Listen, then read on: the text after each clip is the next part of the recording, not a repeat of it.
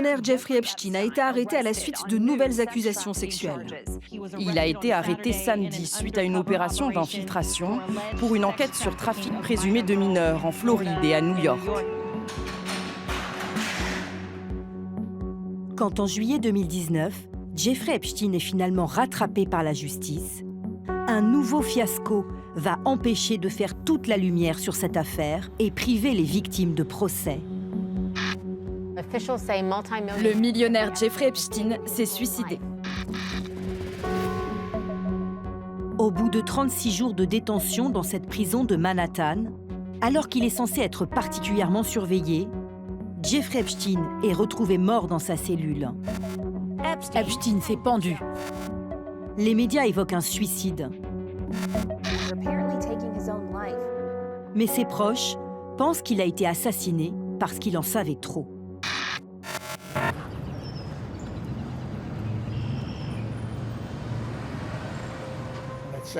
Ce samedi matin-là, la télévision était allumée sur CNN dans un restaurant. C'est comme ça que je l'ai appris.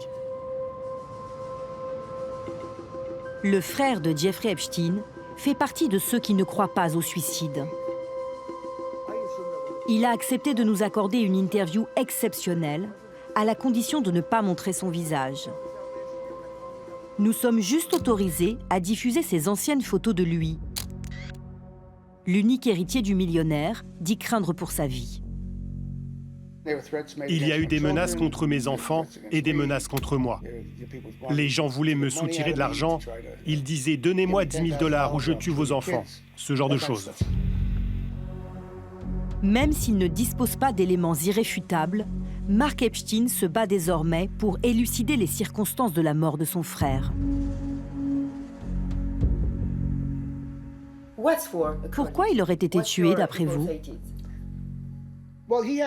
Il connaissait des secrets sur des gens. Un jour, j'ai discuté avec mon frère, c'était en 2016, avant l'élection entre Trump et Hillary Clinton. Il m'a dit, je cite, « Si je dis ce que je sais sur les deux candidats, ils devront annuler l'élection. » Il a été tué, j'en suis sûr. Ça aurait été plus facile pour moi s'il s'agissait d'un suicide. Mais ce n'est pas le cas. Je veux que les gens sachent que ce type a été tué en prison et que le gouvernement étouffe l'affaire. Pour conforter sa théorie, il s'appuie sur les anomalies qui auraient, selon lui, émaillé l'autopsie de Jeffrey Epstein. Le millionnaire américain a été retrouvé avec un drap enroulé autour du cou. S'est-il pendu? A-t-il été étranglé? Le lendemain du décès, comme le veut la procédure, un médecin légiste de la ville de New York est chargé de réaliser l'autopsie du détenu. C'est cette femme, nommée Christine Roman. Mais Mark Epstein a demandé à ce qu'un autre expert indépendant assiste à l'examen. Michael Baden est l'un des médecins légistes les plus connus des États-Unis. Dans les années 70, le Congrès américain fait appel à lui pour mener une enquête sur la mort du président Kennedy. Voici la veste portée par le président Kennedy au moment de son assassinat. Il a été mandaté par le footballeur O.J. Simpson pour faire l'autopsie de son ex-femme assassinée. Et par la famille de George Floyd, un Afro-Américain tué par la police lors de son arrestation en 2020. Michael Baden revendique plus de 20 000 autopsies. Celle de Jeffrey Epstein l'a particulièrement marqué.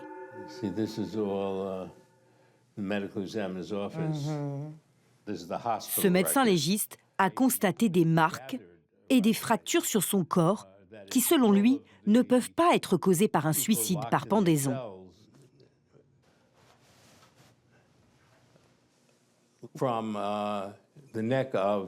Sur le cou de Jeffrey Epstein, on a trouvé qu'il y avait des fractures sur les os du cou qui ne surviennent pas quand on se pend. Quand quelqu'un se pend, la corde est surtout en dessous du menton. Et il n'y a pas de fracture à ce niveau-là. Par contre, si c'est un meurtre par strangulation, avec les mains, un lien, une corde par exemple, ou un drap comme c'est le cas ici, Alors, les fractures sont plutôt au milieu du cou, comme dans le cas de Jeffrey Epstein, qui avait une fracture de cet os et de cet os. Donc il avait 3 fractures des os du cou. Et quand j'ai vu ça, j'ai dit ça ressemble plus à un homicide qu'à un suicide, contrairement à ce qu'on nous avait dit. Comment vous pouvez dire sans aucun doute qu'une pendaison ne pourrait jamais causer ces fractures à cet endroit-là? Tout d'abord, vous ne pouvez jamais dire jamais en médecine. Je ne dis pas jamais. Tout peut arriver. Cependant, au cours des 50 années pendant lesquelles j'ai examiné plus d'1 millier de pendaisons dans les prisons de New York, je n'ai jamais observé 3 fractures dans un cas de pendaison par suicide. Nous avons soumis ces conclusions à des légistes français. Leurs avis sont partagés. Le docteur Baden a relevé un autre élément qui lui semble incohérent. Là, vous voyez, c'est une marque. C'est la trace de la ligature. Mais un drap ne laisse pas ce genre de trace. Pourquoi? Parce qu'un drap est mou, c'est très mou. Il s'agit d'autre chose, comme une fine corde ou quelque chose comme ça. Il affirme que Christine Roman, la médecin légiste officielle, a elle aussi été interpellée par ces différents points.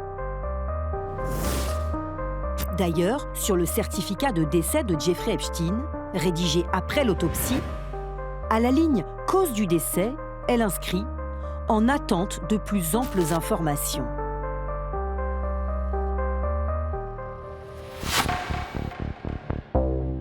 Mais 5 jours plus tard, la directrice du bureau de la médecine légale de New York adresse un communiqué à toute la presse. Elle est formelle. La mort de Jeffrey Epstein est survenue suite à un suicide. Elle ajoute que ces conclusions interviennent après un examen minutieux de tous les éléments de l'enquête, y compris les résultats complets de l'autopsie.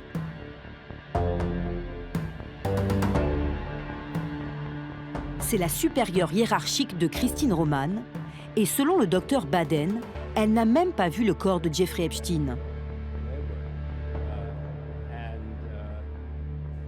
Comment vous avez réagi à ce moment-là? Eh bien, ma réaction a été la suivante. J'ai pensé qu'ils avaient porté un jugement trop hâtif, alors qu'ils avaient tout le temps nécessaire pour obtenir davantage d'informations. Et j'ai dit que je n'étais pas d'accord. Que s'est-il passé entre l'autopsie qui nécessitait de plus amples informations et cette déclaration officielle? Nous avons contacté à plusieurs reprises Christine Roman, mais elle n'a jamais répondu à nos sollicitations. Même silence du côté de sa supérieure hiérarchique, Barbara Sampson. Alors nous sommes allés lui poser la question directement à New York. Elle ne sait pas qu'elle est filmée. Bonjour. Vous êtes Barbara Sampson? Désolée de vous déranger. Nous sommes journalistes et nous avons essayé de vous contacter plusieurs fois. Je ne sais pas si vous avez eu mes mails. C'est à propos d'Epstein? Oui. J'ai dit que je vous répondrai pas. J'ai juste besoin de savoir sur quels éléments vous avez conclu que c'était un suicide. Vous devez parler au bureau de New York qui s'occupe de ça. Oui, nous avons essayé, mais nous sommes en contact avec le docteur Baden. S'il vous plaît, sortez. Je ne veux pas vous parler. Il dit que ça ressemble plus à un homicide qu'à un suicide. J'aimerais avoir votre réponse à ça. Je ne vous dirai rien de plus que ce qui a été dit. Sur ce document, il y a marqué en attente d'informations supplémentaires. Quels éléments supplémentaires avez-vous eus? Barbara Sampson appelle la sécurité pour nous faire quitter les lieux. Nous n'obtiendrons aucune réponse. Jeffrey Epstein aurait-il pu être assassiné en prison? Un scénario aussi incroyable est-il possible? La mort du millionnaire américain a toujours nourri les thèses complotistes. Mais au-delà des fantasmes, certains éléments factuels sont troublants.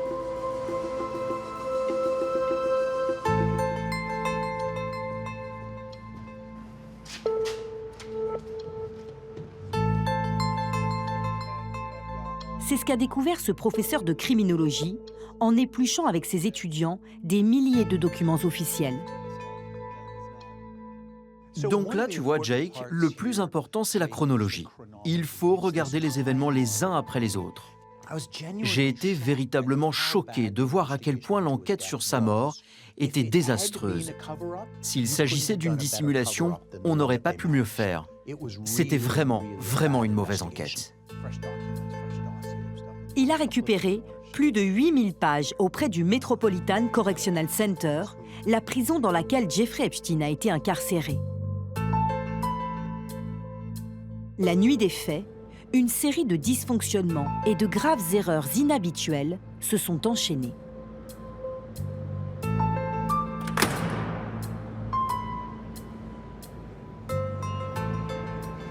Les caméras de l'aile d'Epstein et de nombreux autres étages de ce bâtiment de haute sécurité n'enregistraient pas. Elles ne fonctionnaient pas. La seule caméra qui fonctionnait parfaitement enregistrait les activités des gardes qui étaient censés la surveiller. Et nous avons la vidéo. Nous avons vu la vidéo. Ces gars dorment. Ils dorment. Et lorsqu'ils se réveillent, ils ne font jamais le tour des étages pour les vérifier. Ils font des achats sur leurs ordinateurs de boulot. Puis ils se rendorment. Puis ils se réveillent et font d'autres choses. Voici les deux gardiens qui étaient chargés de la surveillance du détenu Epstein. Michael Thomas et Tova Noel. Ils avaient pour mission de venir dans sa cellule toutes les 30 minutes, comme l'indique cet écriteau affiché dans la prison cette nuit-là.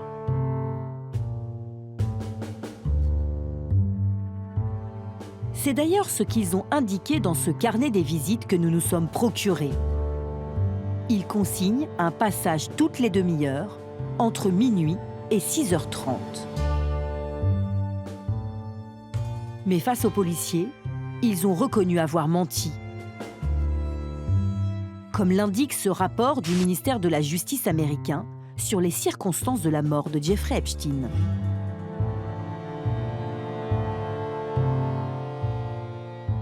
Noel et Thomas ont tous deux admis qu'ils n'avaient effectué aucune des rondes le 10 août 2019, de minuit jusqu'à ce qu'Epstein soit retrouvé pendu dans sa cellule vers 6h30.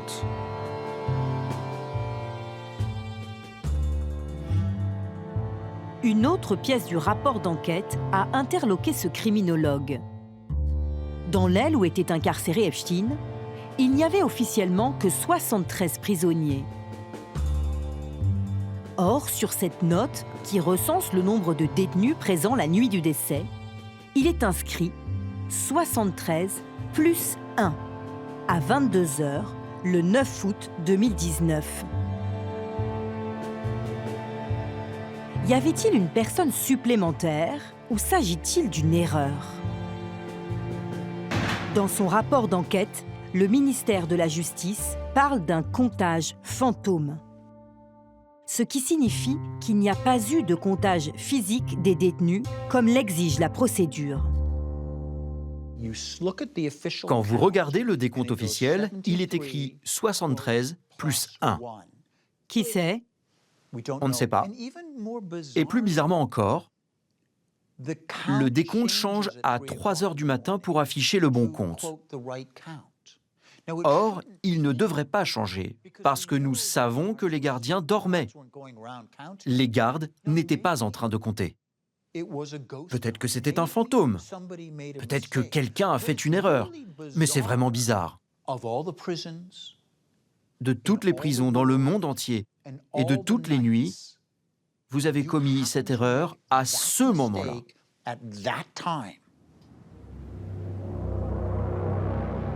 Il est 6h30 du matin à New York, quand l'un des gardiens, Michael Thomas, trouve Jeffrey Epstein pendu avec un drap dans sa cellule. On apprendra plus tard qu'il était mort depuis au moins 4 heures.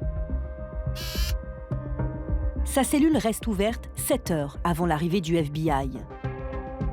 De nombreuses personnes entrent et sortent. Ils ont ruiné la potentielle scène de crime ou la potentielle scène de suicide. Quoi qu'il en soit, ils l'ont ruinée. Mais ce qui est intéressant de noter, c'est que les preuves matérielles, à la fois celles dans sa cellule, mais aussi les vêtements d'Epstein, ont été détruits. Tout ça en moins d'1 heure après la découverte de son corps. Selon le criminologue, Il est désormais impossible de savoir ce qu'il s'est passé, car trop de preuves ont été souillées ou détruites.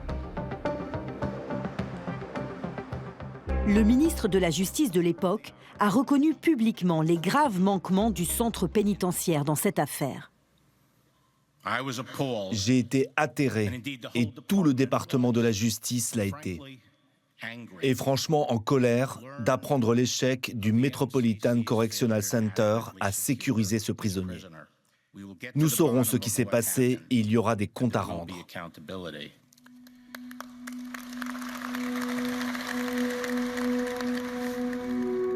Finalement, personne n'a été poursuivi. Les deux gardiens ont évité la prison après avoir passé un accord tenu secret avec les procureurs. Ils n'ont pas souhaité répondre à nos questions. Les autorités américaines n'ont jamais remis en cause la thèse du suicide.